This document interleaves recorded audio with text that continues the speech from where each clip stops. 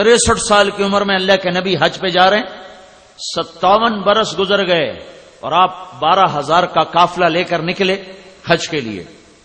تو اس زمانے کی جو سڑک تھی وہ تھی مدینہ سے ملل، ملل سے روحا، روحا سے اثایا، اثایا سے عرج، عرج سے ابوا، ابوا سے عصفان، عصفان سے مر زہران، اور مر زہران سے مکہ. یہ سڑک بتائی ہے میں نے آپ کو، اب میرے نبی کے زمانے کی سڑک.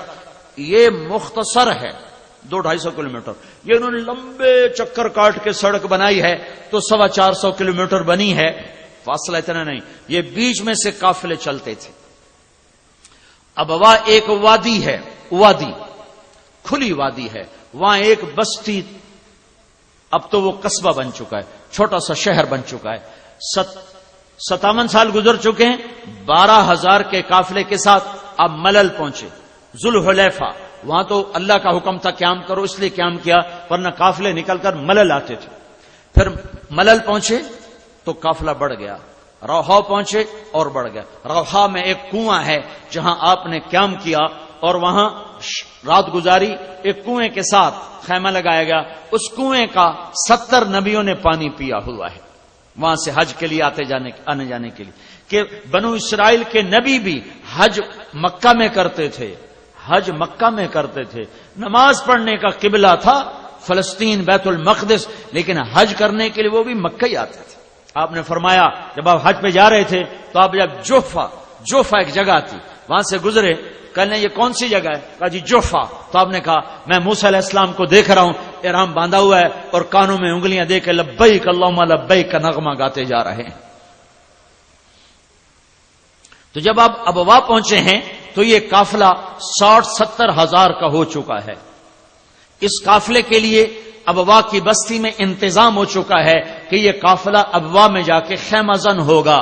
لیکن اب چلتے چلتے جب ماں کی قبر کے پاس پہنچے ہیں تو آپ نے حکم دیا ادھر ہی خیمے لگا دو. اور وہ جو جگہ ہے جہاں میرے نبی کی ماں کی قبر ہے وہاں تو 70 آدمی نہیں بیٹھ سکتے، 70,000 کو حکم دیا جا رہا ہے یہیں خیمے لگاؤ. کہ سن 2000 میں حضرت آمنہ کی قبر کو ڈھونڈنے نکلا اور میرے اللہ نے مجھے وہاں تک پہنچایا.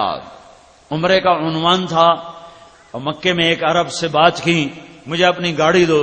اس نے بہت بڑا ٹرک نما جیپ مجھے دے دی. کہ مجھے اتنا تو پتا تھا کہ وہ جنگل میں ہے، پہاڑوں میں ہے، راستہ نہیں ہے، جیپ موٹر عام وہاں نہیں جا سکتی، تو ایک بڑی جیپ اس نے مجھے دی. تو ہم 4-5 ساتھی مکہ سے نکلے، سیدھے ابوا پہنچے. عصر کی ابتدا تھی تو وہاں ہم نے لوگوں سے پوچھا کہ یہاں حضرت آمنہ کی قبر ہے، آپ لوگوں کو معلوم ہے؟ جس سے پوچھا وہ کہ جی معلوم ہے. ہم کہ جی آپ ہمیں ذرا رہبری فرما دیں. کہ نہیں جی ہم رہبری نہیں کر سکتے، ادھر پولیس ہے پکڑ لیتے.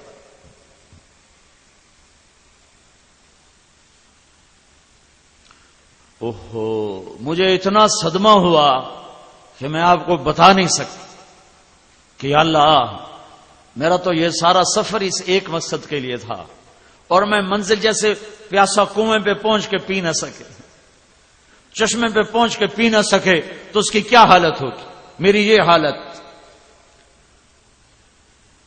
ہم نے گاڑی موڑی، ایک پیٹرول پمپ آیا، میں نے کہا یار یہاں کھڑی کر دو. غم کی وجہ سے نا، صدمے کی وجہ سے آگے چلا نہیں جا رہا. میں نے کہا ادھر گاڑی کھڑی کر دو.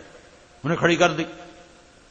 اب میں بیٹھا خلاؤں میں گھور رہا کہ یا اللہ میری تو بڑی تمنا تھی، وہ کائنات کی ماں ہے، محمد بن عبداللہ کی نانی، وہ کائنات کی ماں ہے، وہ میری ماں ہے.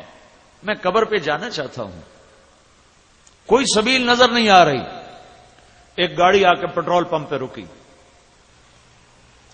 جیسے ڈوبتے کو تنکے کا سہارا. میں نے ایک ساتھی سے کہا، اس کا نام سعید تھا، میں نے کہا یار اس آدمی سے پوچھو کہ اس کو پتا ہے. وہ بھی وہیں ابوا سے نکلا تھا. تو وہ اس کے پاس گئے، کہنے لگے بھائی صاحب آپ کو حضرت آمنہ کی قبر معلوم ہے؟ کہا جی معلوم ہے. کہا جی آپ ہمیں لے جا سکتے ہیں؟ کہا نہیں میں لے جا نہیں سکتا، ادھر پولیس ہوتی پکڑ لیتی. محبت کے آداب ہی نہیں جانتے. ایسی توحید کیا توحید جو بے ادب بنا دے، اور ایسی محبت کیا محبت جو قبروں پہ سجدے کروا دے. دونوں ہی ناجائز ہیں. توحید میں بے ادب ہو جانا بھی میرے اللہ کو پسند نہیں ہے، اور محبت میں قبروں پہ ہی سجدے کر لینا یہ بھی میرے اللہ کو پسند نہیں ہے.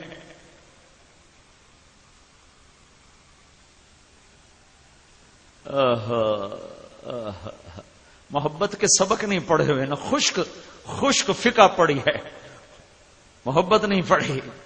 وَهَلْ تَبْكِينَ لَيْلَا إِذَا مِتُّ قَبْلَهَا وَقَامَ عَلَى قَبْرِ النِّسَاءُ النَّوَائِحُ كَمَا لَوْ أَصَابَ الْمَوْتُ لَيْلَا بَكَيْتُهَا وَجَادَ لَهَا دَمْعٌ مِنَ الْعَيْنِ صَافِحُ وَأَغْبَتُ مِنْ لَيْلَا بِمَا لَا أَنَالُهُ بَلَا كُلُّ مَا قَرَّتْ بِهِ الْعَيْنُ طَائِحُ وَلَوْ أَنَّ لَيْلَ الْأُخَيْلِيَّةَ سَلَّمَتْ عَلَيَّ وَدُونِي جَنْدَلٌ وَصَفَائِحُ لَسَلَّمْتُ تَسْلِيمَ الْبَشَاشَةِ أَوْ زَقَا إِلَيْهَا صَدًا مِنْ جَانِبِ الْقَبْرِ صَائِحُ.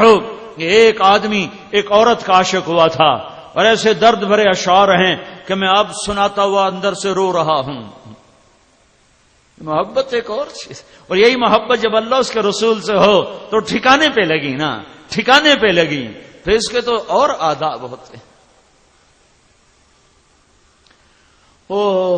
کہنے لگا جی میری معذرت میں نہیں لے جا سکتا، پتہ نہیں میری کوئی وہ قبولیت کا وقت تھا جو میں اللہ کے سامنے عاجزی کر رہا تھا.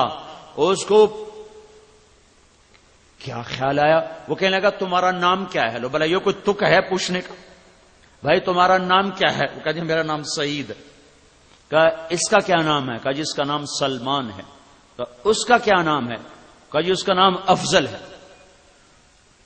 میں گاڑی میں بیٹھا تھا، کہنے لگا وہ اس کا کیا نام ہے؟ ان کا جی اس کا نام طارق جمیل ہے. تو وہ کہنے لگا یہ وہی طارق جمیل ہے جس کی کیسٹیں چلتی ہیں؟ کہاں جی وہی طارق جمیل ہے. وہ کہنے لگا اس کی کیسٹ تو ابھی میری گاڑی میں لگی، میں سن رہا ہوں. پاکستانی تھا. کہا انشاءاللہ میں تمہیں لے کے چلتا ہوں اب پہ ویکھی جیسے. تو اس نے گاڑی وہیں لاک کر دی پیٹرول پمپ پر، اور ہمارے ساتھ جیپ پہ چڑھ گیا. 4 کلومیٹر ہم سیدھے چلے کے 5، پھر سیدھے ہاتھ اس نے گاڑی کو اتارا پہاڑوں کے اندر، اور پھر ہمیں نہیں پتا وہ کدھر لے جا رہا ہے. اتنا پتا تھا کبھی یوں لڑکتے کبھی یوں لڑکتے، کبھی ادھر ٹکر کبھی ادھر ٹکر.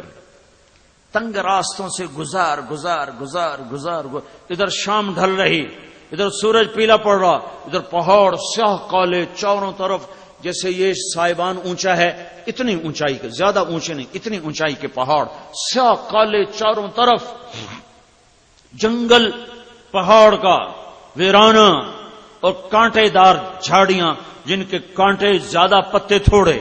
پھر ایک جگہ تھوڑی سی جگہ آئی کھلی، اس نے وہاں ہمیں اترنے کو کہا. پھر ہمیں لے کے پیدل چلا، پھر پیدل چلایا، پھر پہاڑیوں کے اوپر چڑھا. پھر چڑھتے چڑھتے ایک پہاڑی کے اوپر ہم پہنچے تو اس کے اوپر ایک مربع شکل فرش قدرتی بنا ہوا تھا. ساری پہاڑیاں ایسے نوک سے نوک ملی ہوئی، کونے سے کونا ملا ہوا، لیکن اس پہاڑی کے اوپر جیسے یہ سٹیج کا فرش ہے ایسے کوئی 10 بائی 10 یا 15 بائی 15. وہ اس ہوش کو کوئی نہیں تھا کہ میں فاصلہ ناپوں. بھائی اتنا ہاتھ تھا کہ وہاں ایک کھلا ہموار جگہ تھی، اوپر چوٹی ہموار تھی، اور اس کے اوپر وہ قبر تھی.